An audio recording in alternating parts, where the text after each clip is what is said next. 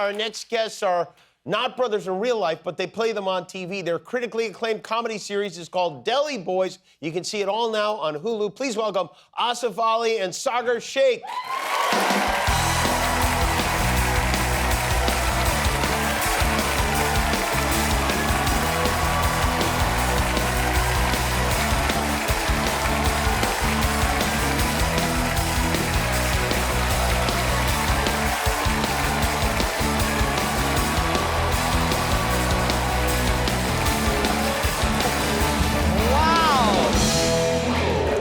Well, it's good to have you here. Where did we meet? What was it? Where were we? We met at Upfronts last year. Oh, right, the network event last year. Is it fair to say you guys accosted me at that event? Fair? It's so true. It couldn't be more true the way we beelined it for you. I said, that's Jimmy Kimmel. Asif, come with me. I walked up and, hey, Jimmy, I'm Saagar. This is Asif. We got a show coming out on Hulu. And we need to be on it. And this is going to be the first late night show that we're doing. And I was charmed by you, to be honest. I was like, normally I would say, go away and leave me alone. But you guys were very funny, and then it turns out your show is great. I mean, really, so much. It's really funny. Thank you very much. That So means a lot. funny. Thank you, man. I didn't know what to expect when I met you, and then it turned out to be. How long have you guys known each other? Well, we met at our On a screen test. Zoom. On Zoom. a chemistry test on Zoom. We'd never met each They other. did the chemistry test on Zoom? Well, that's how they're doing it now. I don't know if you know, but budgets have gotten tight in this industry. I see. Yeah. Did you live in different towns at the time? No, we were both in LA. Budgets are so tight that you can't go to a room? I was in Koreatown. He was in Culver City. Yeah. You guys were like They're like, 11 there's no miles way. away from each other. Okay, so, and because you seem like, I mean, you guys do have really good chemistry. It seems like you'd be a team you never had met before. That's something else. Well, I mean, we've auditioned for the same things a lot. Yeah, unfortunately. Are you close friends now? Yes. Oh, yeah. We go shopping together. Yeah. Yeah. Where do on. you shop? Where do you go? Clothes We'll shopping? pop by Nordstrom. Yeah, we do a lot of secondhand. We'll go to the Real and Wasteland. Yeah. And Crossroads. It's a nice time. You gotta join. Come on, Listen, man. it seems like it would be good for Yeah, us I'll because I come. think we might each have our own different size, so we won't have to Yeah. fight I'm more over of like clothes. a youth XL. Where did you guys grow up? Where'd you I grow grew up? up in Phoenix, Arizona. And I grew up in Texas.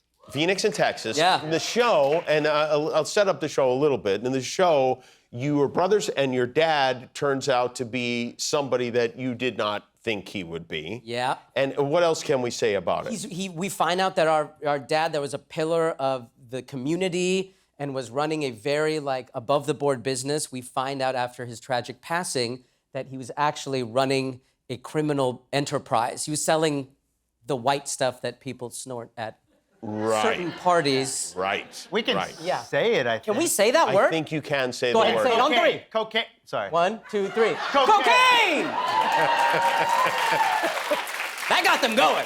Yeah. Yeah. Love cocaine. Now you got to hope you never get arrested because that is going to be a little meme that will be a All right, problem. underneath everyone's seat, we got a gift for you guys. Yeah. And your parents are not cocaine dealers, correct? No. But my dad actually owns and operates a gas station. Oh, really? Deli, okay. yeah. He's a real deli boy. Yeah. Because and then you go and work in the I worked there for some time. Not that long. I got fired. How long did you? Oh, you got fired. Did your dad actually fire you? He was polite about it. He was like, "I don't need you anymore." What did you do that upset him?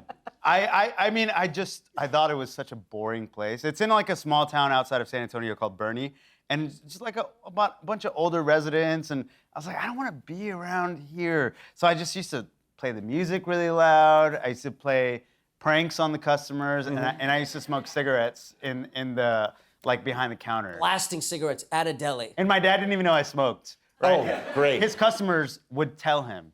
The cigarettes, were you paying for them? No. No. Okay, yeah. So you're stealing cigarettes. And how about you? Yeah. What about your My upbringing? parents, they have no connection with the industry. My mom is a respiratory therapist. Okay. Woo! Okay. Usually get the standing ovation. Anti-smoking. She would be pissed. Sorry. When she sees it, she's gonna call you. She's gonna be so mad. And then my father, he got laid off early on in his career in Phoenix, and instead of getting a new job, he got into buying and selling exotic birds for 10 plus years. I'm talking, let's get into it, Jimmy. What kind of birds? I'm talking about macaws. I'm talking about cockatoos. I'm talking about any bird that has like an African this gray? shenanigan. He had them. He How had many birds did you have in your house? At the peak of our enterprise, it was, and this is all not reported on any paperwork. I see. Dad, So if you're it's not watching, run! The IRS is coming for you. Yeah, macaws and cockatoos, and so we had a lot. We had, at one point, he built a whole aviary behind our little tiny house that was nicer than our actual house in Arizona because it had better air conditioning, it had better locks. And they don't talk back. And they never talk back. Actually, they do. But they're polite, at least. Yeah, so we made so much money. My dad made so much money doing that, and then he put that all into real estate. It's kind of like Breaking Bad, but with birds. Breaking Bird, yeah. Breaking Bird! Yeah, wow, that's a crazy story. Yeah, and we all had jobs, me and my 3 brothers. I had to tame them. My other brother did like the finances. My oldest brother would transport, and then my other brother, who's a pharmacist, would make sure that they were like healthy and taken care of. Taming them seems like the worst of the 4 jobs. Yeah, I got bit a lot, but I was the youngest, so the birds knew. They were like, this guy doesn't really pose a threat. Wow. Yeah. Is there a bird community in Phoenix? There's a big one. My father, actually, after getting out of the jungle bird game, he went back to his first love. She knows what I'm talking about. He got into his first love, which was pigeons. He is selling pigeons? Buying and selling pigeons. He must be a genius. Yeah, he really is. They're free. They're free. They're all over the place. He would get them, like these are special, like racing pigeons. Oh, okay. All right. And he would go to this convention thing in Phoenix, and that's where he met Mike Tyson. Yeah, Mike collects pigeons, and Mike lived in Phoenix. And Mike came over to a convention one time, and everyone was like, because all of these people are very working class people in like ratty trucks, and a Rolls Royce pulls up, and Mike Tyson gets out, and he goes to my dad, and he goes, I like your birds, they're really nice. I'd like to come to your house sometime. And my dad was like, my dad's a huge boxing fan, and he was just like, no. He didn't want Mike Tyson to... No, because at that time, Mike Tyson was going, he's much more chill now, but at that time, this was the height of Mike Tyson just walking around, eating punching people in the face and stuff like that. Huh? Yeah. And my dad's smaller than me, if you can imagine. And he's a youth medium. And so my dad was like, if Mike Tyson comes to our house and he loses it, I'll lose my whole family. So Mike, if you're watching this, my dad wants a retry. He would love to meet you again. If he's got the pigeons, Mike will come, So you guys had a huge billboard up on Sunset Boulevard. Yes, look at this! Every single day, and it's you cannot really. The scope of this is not represented well in this photograph, but that's a big billboard. It's a special thing. Massive. To have a network and a studio be like, hey, we believe in the show so much and we like it, that we're gonna make these this is not normal to have a gigantic billboard, your giant head. You know what else is not normal? It's not normal to ask after you have a giant billboard to ask to keep the heads. Well, we needed to do it because we just didn't want the moment to end. Right. Because this is not normal, and we know, billboards in this town are up for a little bit, and then they're gone, and how do you commemorate that moment? And we sent out an email being like, hey, can we keep the heads? And they were like, we'll ask. And then my friend was driving down Sunset and was like, hey, he took a picture of it. And Asif called me immediately. He's like, hey, are you free right now? They're taking I'm busy, it down. I can't do this. But can you go pick up our heads? And I was like, dude, I'm on it. I hung up, I drove to Sunset Boulevard, and the guy...